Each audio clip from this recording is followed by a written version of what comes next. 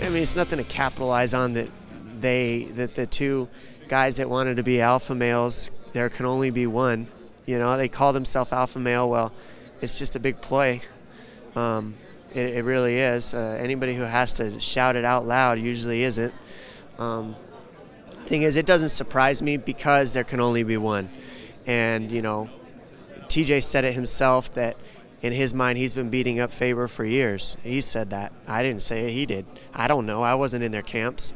So the fact that he says that means that he's got to be a little bit bitter at how much exposure Faber gets. Let's be real. So it's only a matter of time before that gets annoying for TJ as the champion of the division, and you're hearing more about Faber. And then you got Ludwig also in the mix for a second, where Ludwig wants to be the coach. He wants to be the guy who invented TJ Dillashaw. He wants to be the guy who invents all these guys at Alpha Male and makes them better. Well, Faber wants to be that guy too. He's supposed to be the coach and the head honcho of that place. He gives off that vibe, and that's what he wants to do. So there can only be one yet again. So it was a matter of time before that whole thing fell apart because they're just a bunch of meatheads trapped in one room.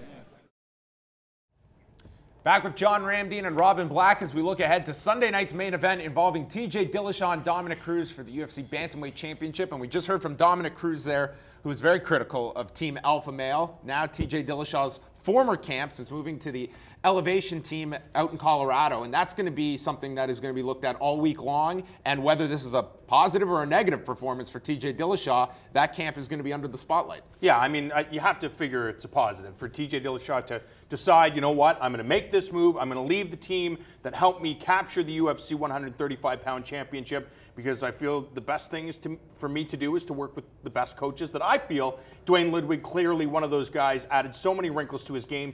Dillashaw, a lifetime of wrestling, so he's got that covered. Now it's just working with the people that he needs to work with. But Dominick Cruz, you're dealing with a different individual. This guy's a lifelong martial artist. His fight IQ is through the roof, and I think when Robin and I were talking about it, that's going to be the difference in this fight. Dominick Cruz, his confidence and the fact that he really deals with pressure very, very well. Oh, man, yeah, he's the real thing. He's the absolute real thing. You know, you're looking at what Dillashaw is doing with Dwayne, and it's wild. It's been wild to watch what he's done, and it will be really interesting to see how they're dealing with Cruz's footwork and the Cruz's angles. Cruz keeps talking, and it's not a bad idea to put things into your opponent's head. But Dillashaw doesn't seem fazed by much of anything either. He's mentally very solid. I'm very interested to see what assignments TJ is given in certain situations, in the Cruzisms, when he's moving in certain ways. They will have assessed it, and there'll be option A, B, or C that we do when we see him transfer his weight in certain ways. It's going to be really, really interesting. But we talked about it. TJ is dangerous too. You know those shell games? Where you got like the ball underneath. Three-card Monty. Yeah, three-card Monty. It's like, is it the takedown? Is it the right-hand uppercut? Or is it the left head kick? They all look exactly the same. That's just the opening thing, and you're trying to get them to guess wrong. The thing is, you can't do that to a magician. If you put it with one of us, we're like, I'll guess that one. And they go, nope, this ain't the ball. You got the wrong ball. It's hidden in his pocket. But you can't do that to another magician. He's like, I know where that ball is. And that's the deal with these two. They both kind of are going to be very hard to trick. The tricks that do work, they may be able to read. Then you start getting into some weird stuff where it's like, since he can read it, I'll lie to him and I'll give him a different trick. It's going to be very psychologically fascinating. TJ Dillashaw, obviously going into Sunday night, he is going to face so many questions regarding Team Alpha Male because they have made this a very public story going into this. And if he loses his title, that will be the prime focus of everything, of what TJ Dillashaw went through during this camp. That will all be scrutinized. The fact that Dwayne Ludwig has remained a constant here with TJ Dillashaw, is that the key to this all for TJ Dillashaw, who has changed around his environment, the people he's working with every day, but there is that constant, and to me that was the combination that turned TJ Dillashaw into a contender, into a champion. Well, it comes down to him. Just if he feels that, then yes. I mean, there's examples of it all over. We've seen fighters training at one high-profile gym, and it's like, okay, I'm just not a good fit here. I don't gel with the coaches. Let's make a move. Well, this doesn't work for me here as well. They move around until they find the right recipe for them. And for TJ Dillashaw, I think he's found the right recipe.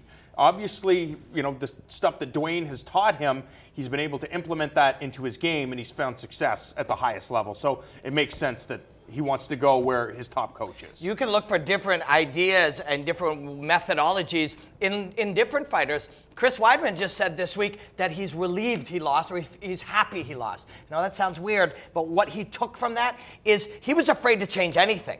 He was the middleweight champion of the world, one of the pound-for-pound best. And someone's like, you should try this other thing. It's like, I don't know. Should I?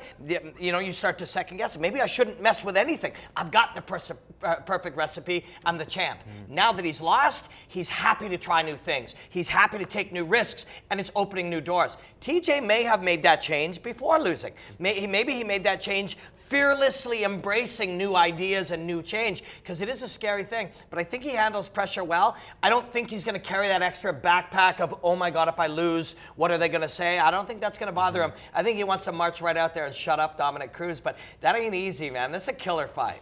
And I think you speak to Dominick Cruz and just where he is. I mean, we've got the Takeya Mizugaki fight to look at if you're Dillashaw, and the rest is guesswork. What has he been working on? How much did we not see in that fight with Takeya Mizugaki? There's just, I think this is one of the tougher title challengers that any champion has had to prepare for, because it's literally plucking a guy who was obscure for so many years at this point because of the injury situation. Yeah, but he's very, very intelligent. He understands his body. He's not going to push things if he's not where he needs to be. And I know fighters are all hurt going into fights, but Dominick Cruz is very analytical, and he is a lifelong martial artist. We had the chance to talk to Joseph Benavidez, and he said, you know, once my UFC career is over, I'm never going back to the gym. I'm not going to train jiu-jitsu. I'm not going to kick pads. Dominick Cruz is going to continue to do this because he wants to evolve as a fighter. He wants to attain perfection. It's impossible, but Dominick Cruz has the mentality of, I'll do whatever it takes to get there. You want to know what's even scarier?